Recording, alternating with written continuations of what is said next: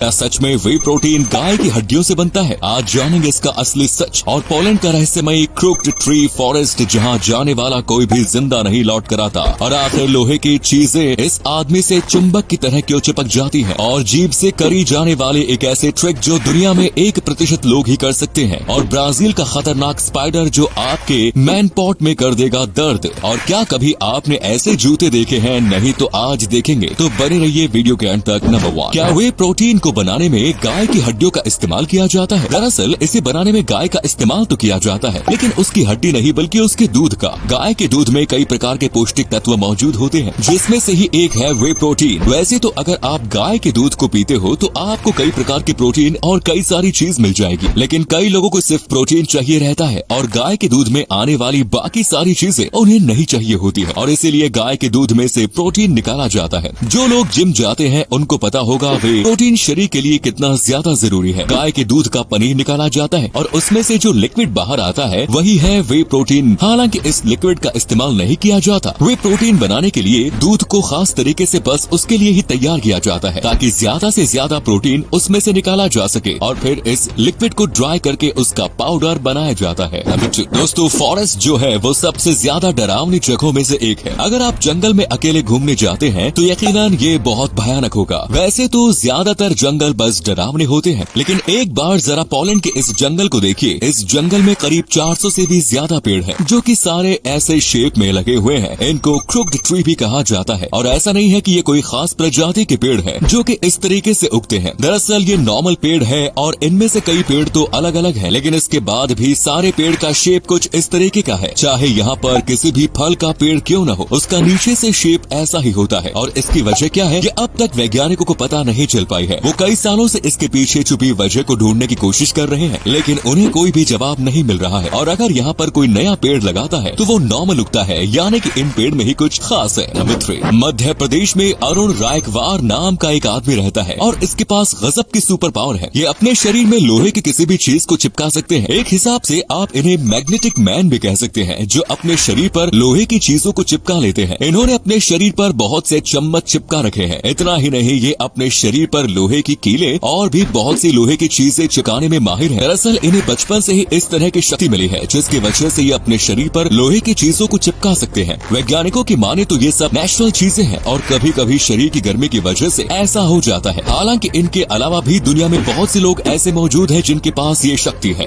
Number 4, अगर हम बस हमारी जीभ को रोल कर ले तो भी हम अपने आप को यूनिक समझ बैठते हैं, पर असली यूनिक क्या होता है वो हम आपको बताते हैं। दुनिया में बस 0.2% लोग ही अपनी जीभ को ऐसे करके फ्लावर बना देते हैं। ये काफी कमाल की बात है। इसे 3 लीफ क्लॉवर कहा जाता है, और इससे भी ये रेयर है। ये दुनिया के पास 0.1% लोग ही अपनी जीभ को इस तरीके से वेव में बना देते हैं। अगर आप चाहो तो आप इसे सीख सकते हैं, पर लिटरली इसे सीखना बहुत ही ज्यादा मुश्किल है, और इसीलिए दुनिया से बस 0.1% लोग इसे कर पाते हैं। और सबसे ज्यादा हार्डेस्ट टंग ट्रिक में से एक है स्माइल वाला। दुनिया में बस 100 से भी कम लोग अपनी जीभ को स्माइल फेस में बना सकते हैं। ये देखो, ऐसा दिखता है एक स्माइल फेस। इसे बनाना बहुत ही ज्यादा मुश्किल है। नंबर 5, ब्राजील में आर्म स्पाइडर नाम की एक खास प्रजाति है जो कि बहुत ही ज्यादा दुर्लभ है, लेकिन इनमें एक खास बात होती है। वैसे तो ये इंसानों के लिए बिल्कुल भी अग्रेसिव नहीं होते, लेकिन अगर ये गलती से भी किसी को काट लेते हैं तो उस इंसान के प्राइवेट पार्ट पर करीब 4 घंटे तक बहुत ज्यादा दर्द होगा। ये दर्द लड़कों में ज्यादा होता है और लड़कियों में कम, और उनके जहर के इस अजीब से रिएक्शन की वजह से इसे बनाना स्पाइडर भी कहा जाता है। वाकई में ये काफी ज्यादा वियर्ड है, और बुरी बात तो ये भी है कि इनसे होने वाला जो 4 घंटे का दर्द है उसकी कोई ठोस दवा भी नहीं है। हाँ, डॉक्टर आपको पेन किलर दे सकते हैं, लेकिन उससे ज्यादा फर्क नहीं पड़ता। इसीलिए अगर इसने आपको काट लिया तो समझ लीजिए आपके अगले 4 घंटे बेहद ही बुरी हालात से गुजरेंगे। नंबर 6, ये जो व्यक्ति अभी आपको दिख रहा है ये दुनिया में बोली जाने वाली हर एक भाषा को बोल सकता है। इसका नाम है ताकुरो, और ये जापान का रहने वाला है। इसे जापान का क्रेजी बॉय भी कहा जाता है। जब ये छोटा था तब इसे इंग्लिश बोलना काफी मुश्किल लगता था। ये इंग्लिश के कई लेटर्स और वर्ड्स को अच्छे से प्रोनाउंस नहीं कर पाता था। इसके बाद इंग्लिश के हर एक ग्रामर को याद रखने से अच्छा इसने एक ऐसा डिवाइस बना दिया जो कि इसकी आवाज को लेकर उसे किसी भी लैंग्वेज में ट्रांसलेट कर सकता है,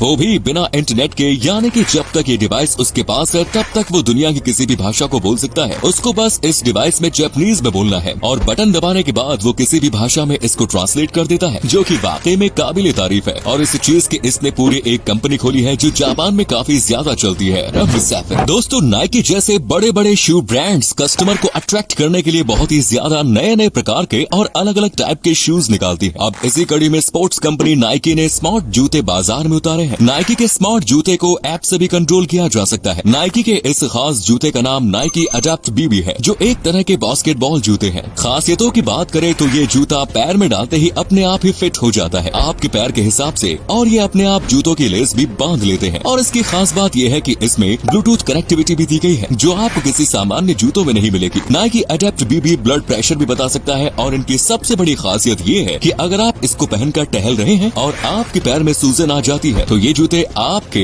पैरों में अपने हिसाब से खुद ही फिट हो जाएंगे। नंबर 8। दोस्तों, ये तो आप जानते हैं कि चांद पर सबसे पहला कदम नील आर्मस्ट्रांग ने रखा था, जो कि सन 1969 नासा द्वारा भेजे गए थे। पर क्या आप जानते हैं कि तब से लेकर अब तक नासा ने किसी को भी चांद पर क्यों नहीं भेजा? क्या वाकई में चांद पर किसी बुरी शक्ति का साया है या तो फिर एलियन है? दरअसल नासा ने अब तक चांद पर किसी को इसलिए नहीं भेजा क्योंकि उनके पास पैसों की बहुत ज्यादा कमी है। चांद पर जाने के लिए बड़ी मात्रा में पैसा खर्च होता है, जिसके कारण नासा को चांद पर जाने में वक्त लग गया। पर अब 2025 में नासा का अपोलो 11 चांद के लिए तैयार होगा, और इस मिशन में दुनिया के सबसे अमीर इंसान एलॉन मस्क भी उनका साथ देंगे।